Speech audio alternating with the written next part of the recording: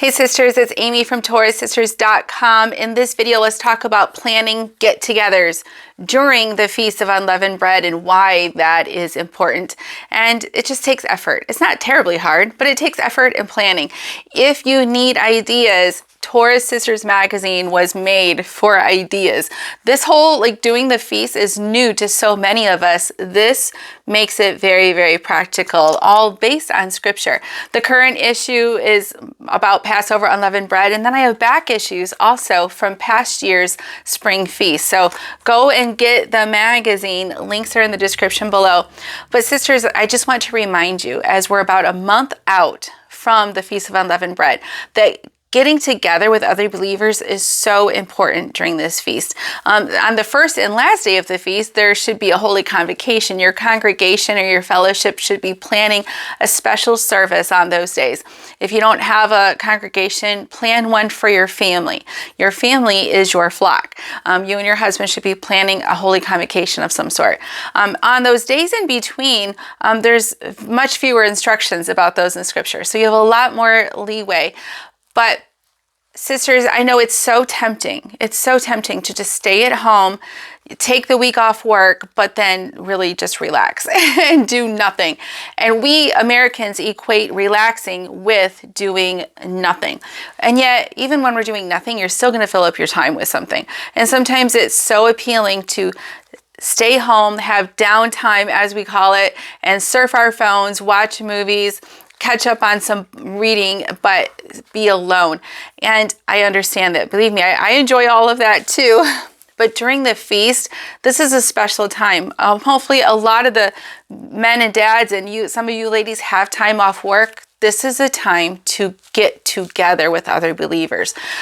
Maybe that second day of unleavened bread, that maybe is your down day where you stay home and, ladies especially, we're going to be recovering from all the Passover planning and all of that. But then day 3, 4, 5, 6, plan some get-togethers. Don't just wait and see what happens. Don't just wait and see if people around you do something. And if they invite you, plan it. You take the initiative. You be the instigator of getting people together, even if that means you have to drive a long ways. And other people, if you're in some remote place where the Hebrews are very scattered, other people might be willing to drive to your house. We can drive distances on those in-between days, but it takes planning. And a lot of people do take that time off work, so they might have time to drive a couple hours to one another's homes. I think a wonderful way to celebrate unleavened bread would be each night, each day you're at someone else's home. You don't have to host every night, but if you can get a bunch of people to take turns hosting, that could be really wonderful. Not starting all day long because the moms are going to need time to catch up on some laundry and tidy the house before guests come over and stuff. But maybe early afternoon, have dinner together, end it late at night with a campfire outside. It doesn't have to be fancy. The best, first of all, the feasts are about worship. And the Father desires us to worship Him together during these feasts. You can worship Him alone. It is not wrong to worship Him alone if that's the situation you're in. But I encourage you to make much more effort than usual to not be alone during this feast and to be the person who plans events, especially if you have children or teenagers or young unmarried adults especially.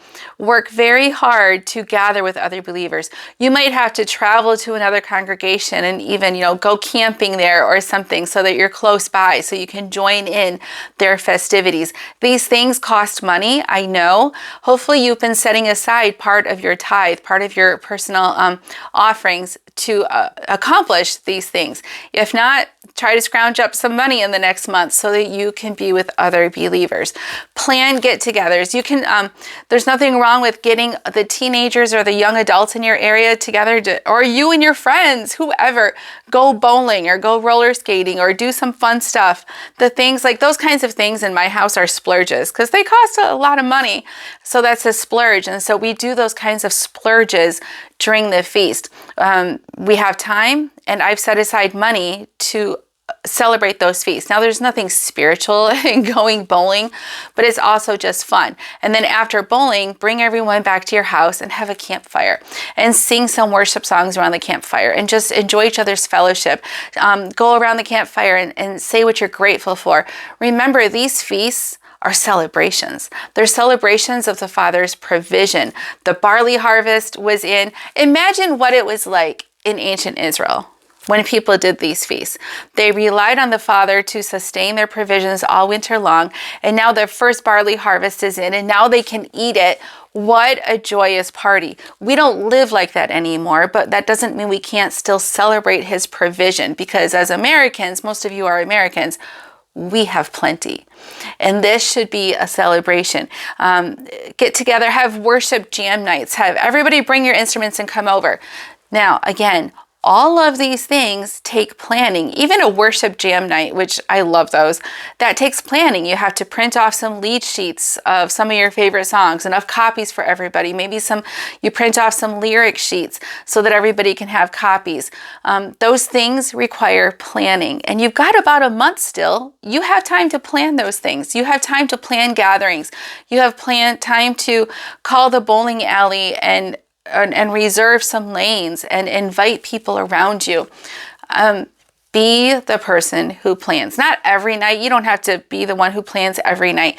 But if you invite people to your event, then you're more likely to get invited to other people's events as well. Don't just wait and see what happens. The best things that we experience, we plan for, which is why there are Moedim. They're appointed. They're already planned out. We know when they are. It's up to us now to take the next step and to bring people together, which I know is not easy based on money, distance, shyness, and you don't know people well, and are they going to judge me? And I have lots of videos about these kinds of topics because I struggle with these things too.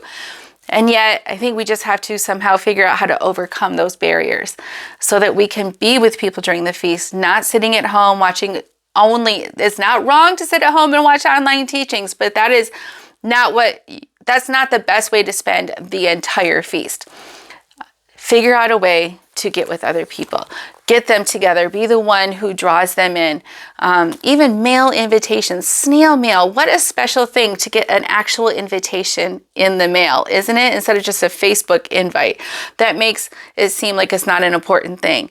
But this is important. It's very special. Have theme meals. And you're going to have matzah all week long. So have a matzah pizza night and ask different ladies to bring different toppings. Organize and plan.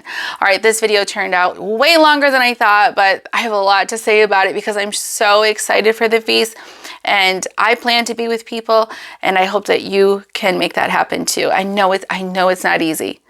But if you start now, get on board with your husband, whatever his vision is for that as well, and make effort. Your best memories of feasts are the ones with people.